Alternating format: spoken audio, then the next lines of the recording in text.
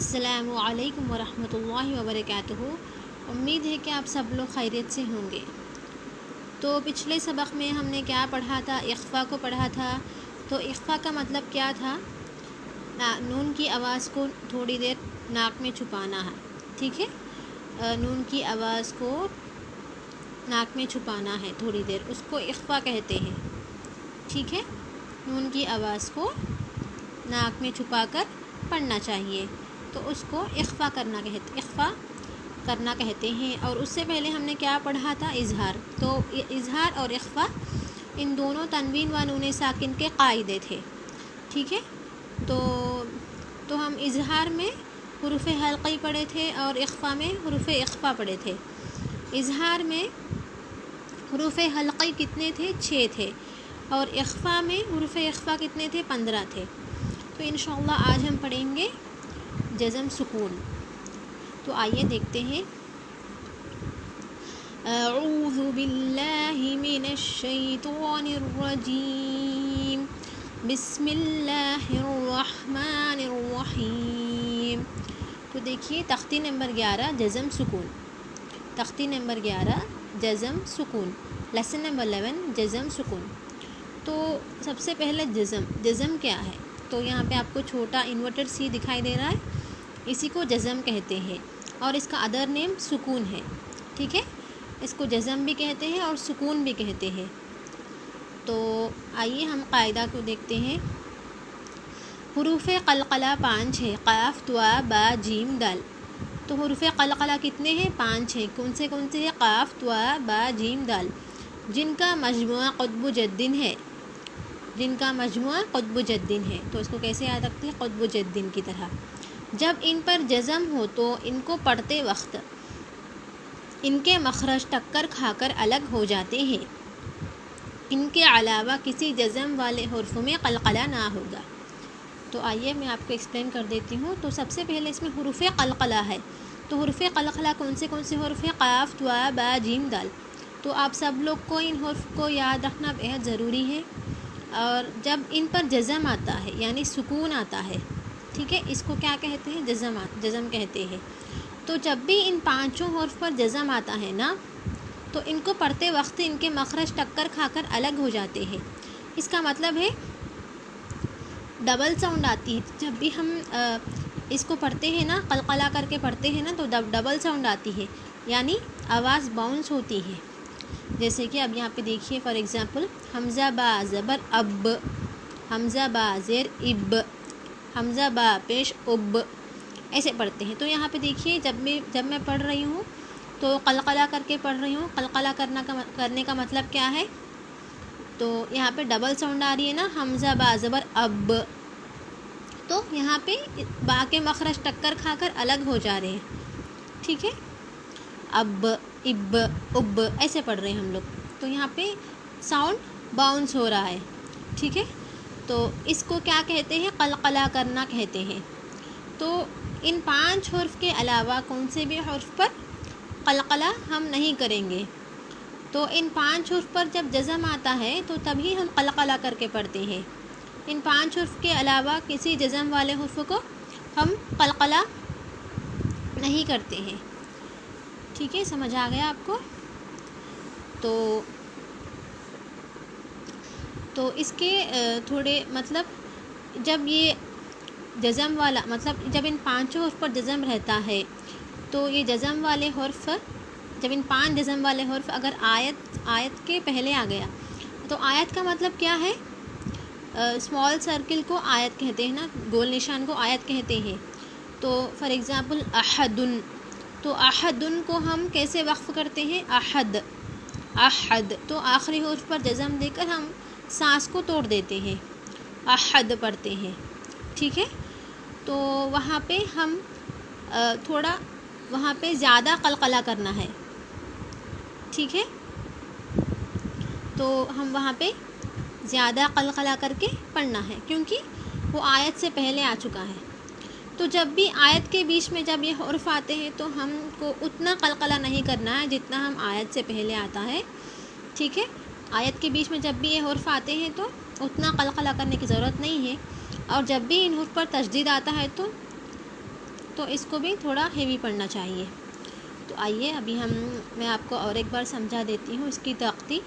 حروف قلقلہ 5 ہے: قاف، طا، با، جیم، دال، جن کا مجموعہ قطب جدن ہے. حروف قلقلہ کتنے ہیں؟ 5 ہے، جس کا مجموعہ کیا ہے؟ قطب جدن ہے. تو جب ان پر جزم ہوتا ہے تو ان کو پڑھتے وقت ان کے مخرج ٹکر کھا کر الگ ہو جاتے ہیں. اس کا مطلب ہے ڈبل ساؤنڈ آتے ہیں. ٹھیک ہے، اب یاد رکھ لیجئے صرف ان 5 حروف پر جزم آتا ہے تو ہم اس کو ایسے پڑھنا ہے. ان 5 حروف کے علاوہ کون سا بھی حرف پر اگر جزم آ گیا تو اس کو نارملی ہی پڑھنا چاہیے، قلقلہ نہیں کرنا ہے. ان کے علاوہ کسی جزم والے حرف میں قلقلہ نہ ہوگا. تو آئیے ابھی ہم مشق دیکھتے ہیں. اعوذ باللہ من الشیطان الرجیم، بسم اللہ الرحمن الرحیم. حمزہ با زبر اب، حمزہ با زیر اب، حمزہ با پیش اب، جیم با زبر جب، جیم با زیر جب، جیم با پیش جب، با جیم زبر بج، با جیم زیر بج، با جیم پیش بج.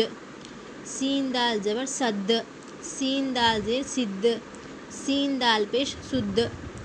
قاف طوا زبر قط، قاف طوا زیر قط، قاف طوا پیش قط، قاف طوا پیش قط. جیم قاف زبر جق، جیم قاف زیر جق، جیم قاف پیش جق. اب، اب، اب، جب، جب، جب.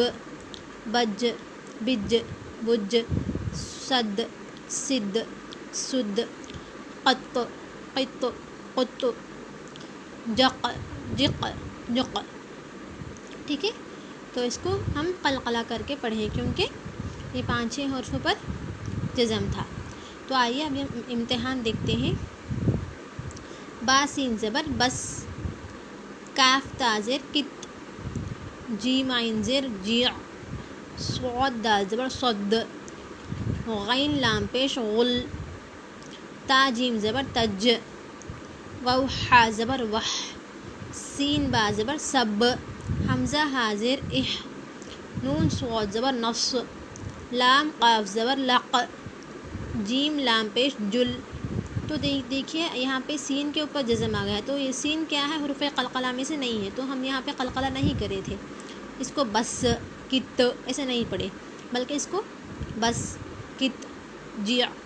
تو یہاں پہ دیکھیے یہ حرف قلقلہ ہے دال، تو اس کو صد، غل. یہ حرف قلقلہ نہیں ہے، یہ حرف قلقلہ ہے. تج، یہ حرف قلقلہ نہیں ہے. وح، صب، تو یہ بھی حرف قلقلہ ہے. اور یہ کیا ہے؟ یہ بھی یہ حرف قلقلہ نہیں ہے. اس کو ہم کیسے پڑھیں؟ اح، نص، لق. ٹھیک ہے، اح، نص، لق. تو یہ حرف قلقلہ ہے، تو اس لیے ہم اس کے مخرج ٹکر کھا کر الگ ہو گئے، تو اس لیے ہم یہاں پہ قلقلہ کر کے پڑھے تھے.